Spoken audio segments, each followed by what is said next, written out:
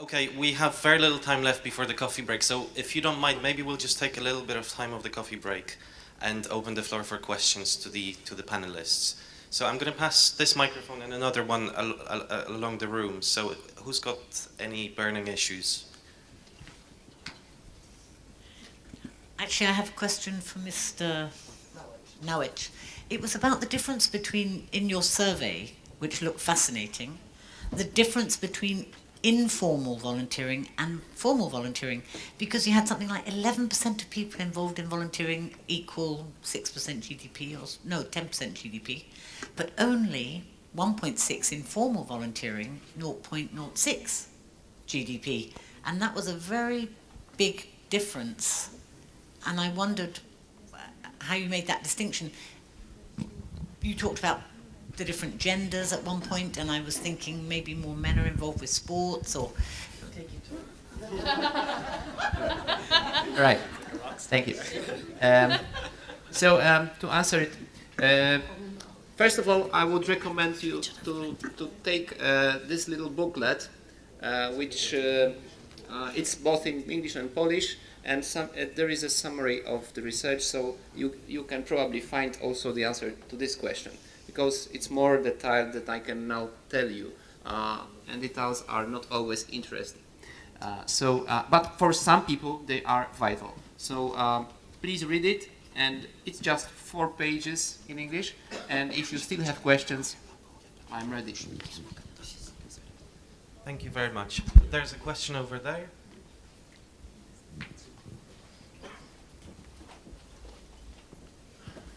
Hello, I'm Laurenti representing EFIL, the European Federation for Intercultural Learning. I have 2 points. Perhaps I did not hear or I missed a point which, on the contrary, was made by the lady this morning who is taking care of the UEFA project 2012. She said the question they are asking themselves is, what are they doing after the championship with the thousands of volunteers that they trained to be leaders? So this is a potential benefit to the community. What are we doing? In other words, there's a value to be quantified to the community by the volunteers themselves, which are leaders, which are able to work in teams, which are trained, which are knowledgeable, which are competent, etc., etc. On the contrary, I see only attention to quantify what is given outside, but not to the volunteers group, which will reflect later somehow to the community. Secondly, the research that was presented, I'm a bit skeptical. In other words, the idea there is, what is the alternative value if this work would have been done by somebody else? And in many cases, the idea was low-wage type of worker. That's why the GDP equivalent is much lower than the volume. I would suggest that another way could be to study the alternative. What happens if I don't do that? It's enough that you look at the Red Cross. If there's no ambulance, all right, what is the value of non-having help? If you don't help a little kid which has problems in school to pass the final exam, that will be a dropout. What is the value to the society of having or not having a dropout? So it's not just substituting a paid teacher. So I'm sorry, I'm skeptical about the approach of the research. Would any one of my panelists like to respond to that? One of 100.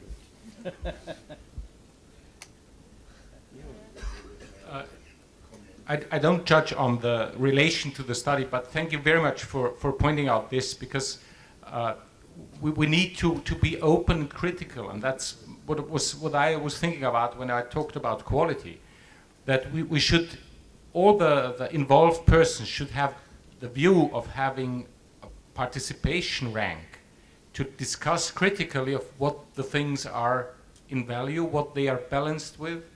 So I think you have brought up two very striking examples. Of course, the dropout is something that me as a parents representative strikes extremely, that we sometimes cannot really account for things, and we still should sometimes encourage researchers to cope with this kind of topics, but not give us simple figures that just hide the problem that cannot be described, but also at least list it and say that there is this and this kind of thing that cannot be described in numbers.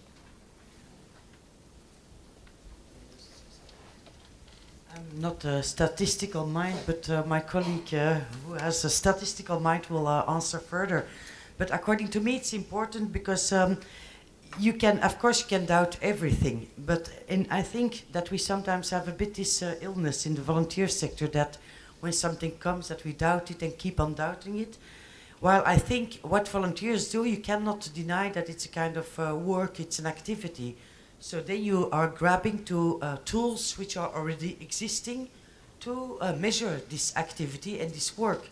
So that's why I think it's important to take the same base to measure it. And then, I mean, I'm not a statistical person, I told you before, but this is something good which we can do, because you cannot measure what not has been done. Something which is not existing, you cannot measure it.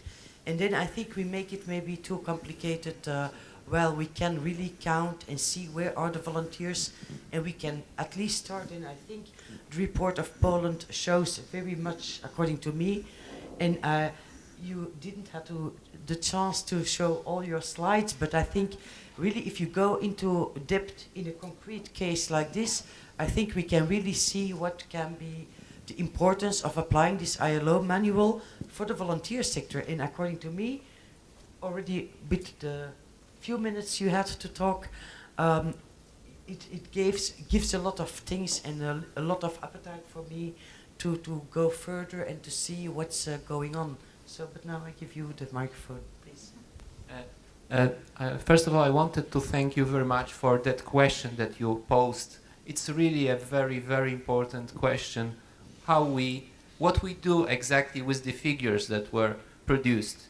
One of the slides that I haven't showed was about more about philosophy, because there is an issue whether we stick to the very conservative figures showing low estimates, or we go higher, because it's possible to use different methods of establishing the value of certain things. The one that we used is one of the most conservative, the lowest, but I think it's important to have different measures and use them simultaneously for different purposes.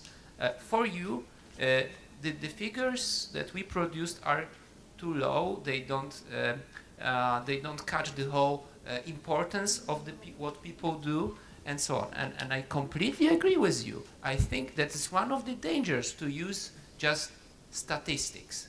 It's the same problem with GDP. This is why the GDP and beyond was started, because GDP is not enough. Money is not enough to measure things, and it's just a small, let's say, compromise to the word of money, to the word of economy, which questions at all whether we exist.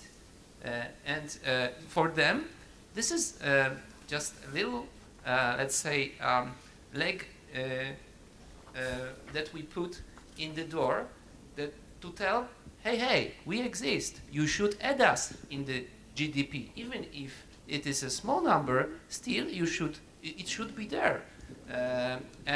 But we know, for our own purposes, and you know it very well, you pointed it, that in reality, the specific value of given type of volunteer work is much, much higher, and sometimes completely invaluable, intangible, and you just cannot measure it at all. I completely agree that in such question, giving any number is undervaluing of the volunteering effort and of the volunteering value and input to the society. Thank you. Thank you very much for that. There's a question from Alex and from a gentleman in the back as well. If we start with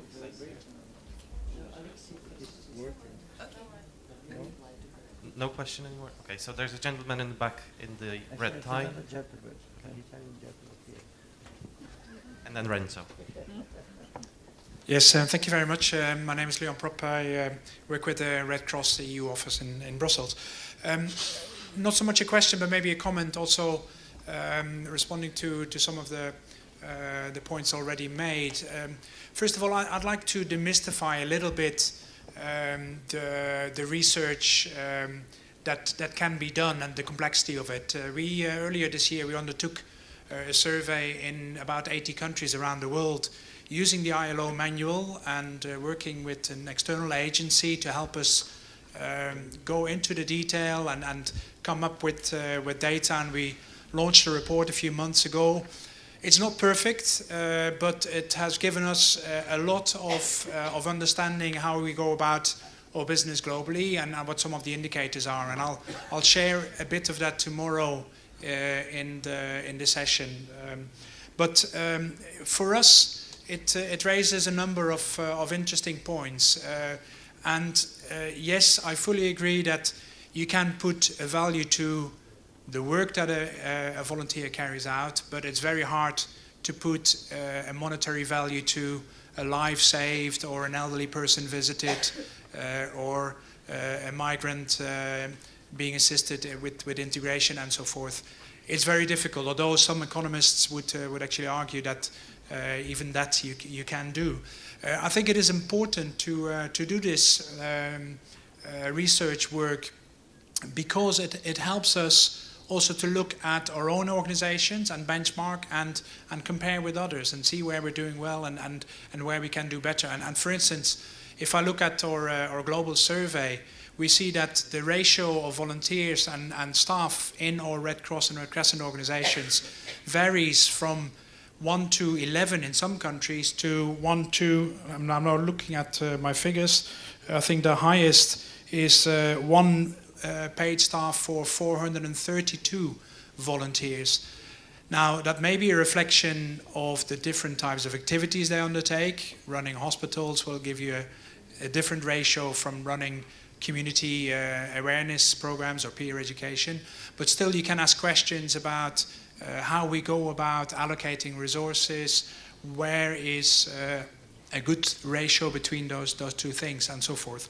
I think secondly, it is important because we can use the argument to go and talk to the economists, to go and talk to ministers of finance and make the case for the cost effectiveness of the interventions that we all carry out. So I believe there's a strong value in that. We've learned a lot over the last year. We will continue to do that over the coming years, and I would encourage all of you to do it.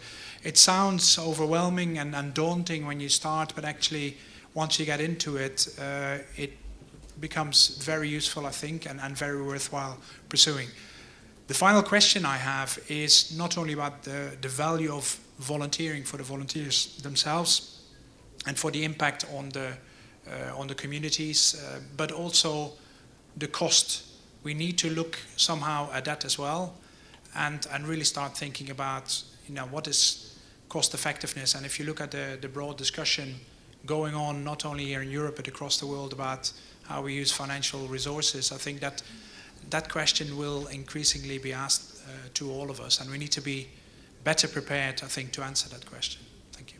Thank you very much, and we look forward to hearing more as well tomorrow. Would any of you like to come back? Really, it's a very insightful statement as well, and as I say, we look forward to hearing more tomorrow. Renzo, you have a question? Thank you.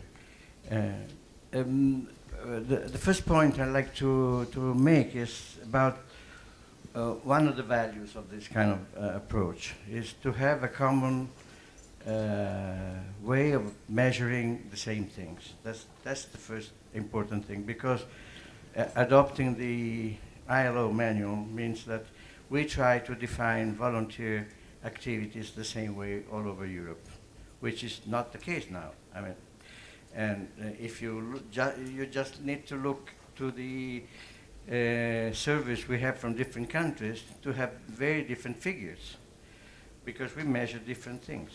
So that's the first thing. And I think that in this occasion, we should all agree on that it's useful to have a common method, because it's also useful for us to confront our ideas on volunteering. What is volunteering, what is not?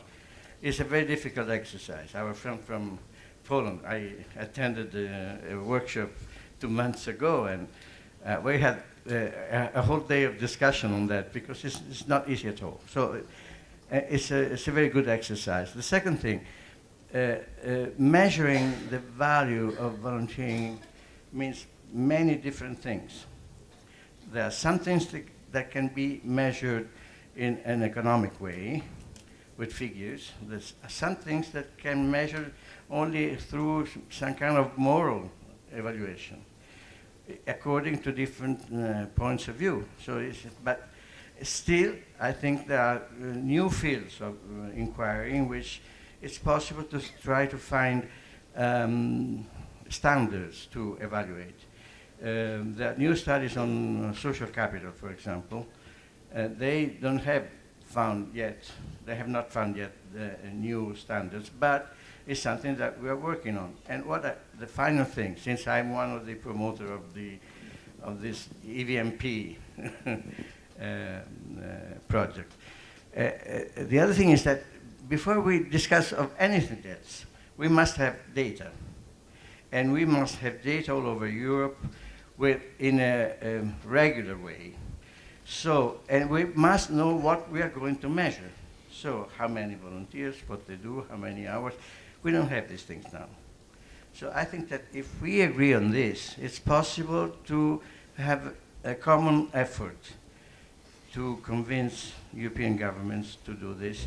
I know that we have problems. In Italy, for example, I just received a message, Istat, which is the National Statistical Office, they don't have the money. They want to do it, but they don't have the money. And I think this is the case in many other countries, but we have to convince them that it's important. Since we value volunteering, we say that it's an important renewable resource.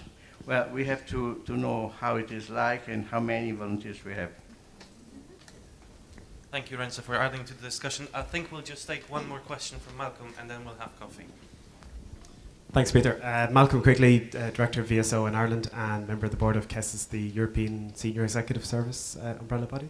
I'm at a little bit of a dismay because all morning and again today we've been talking very much about the volunteer and the giving, but we haven't really talked very much about what's been received, whether it has been relevant, whether the quality of what the volunteer has done is actually relevant and of the standard that's required.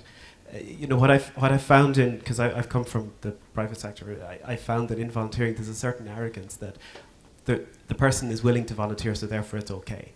But actually, for me, it's about the customer, the end service provider, or the service user. So to what level is our research and our statistics and, you know, all that kind of stuff actually going to measure whether the service user has benefited and has appreciated what the volunteer has done? Because for me, that's where it starts. Okay, I always love to provoke, so I can see Ava's nodding. Okay, we'll take just a few answers. Thank you. This was a critical issue that you raised. This is quite critical issue to look at it,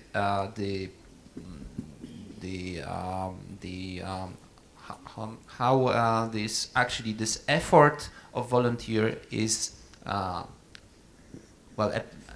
received, how it is valued by these end users. This is actually very important thing, and it's not easy task, and you cannot do it just with such a simple method as the ILO manual proposes. It's completely different issue, and I must tell you that here in Poland we have a survey. It's called Social Cohesion Survey that asks people whether they received several types of help, both in services, in kind, or monetary help, from who they received this help, and to what extent, what was from what source, and to what extent, which source or which help was the most important and most valued for the end user.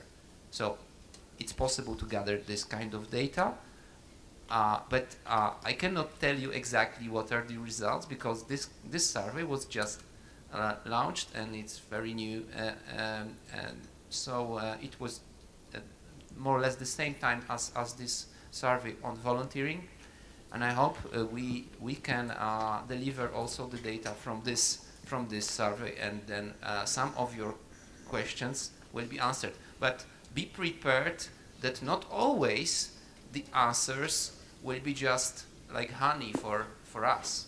I am quite aware that posing these questions is a bit tricky, because some will be then kind of unhappy maybe about the results. Thank you. And just an answer from Johannes, and then we'll close the session. You have heard a lot about the diversity of volunteering. Let me point out that I have no idea about how relevant the quorum is, but there is a lot of volunteers associations who have no provisions to someone else that you could measure alongside this concept. Anyway, think about parents' associations running alongside the school. Think about all associations who really do civil society to develop policies. There is no recipient. You cannot account for that. So I can provoke as well as you, but we should keep in mind that there is a problem with comparing the outcome of volunteering. Well, thank you very much for that. Thank you to everyone for bearing with us. I'm really glad that we had at least some time for the discussion. Thank you to the panelists, and now the well-deserved coffee for everyone.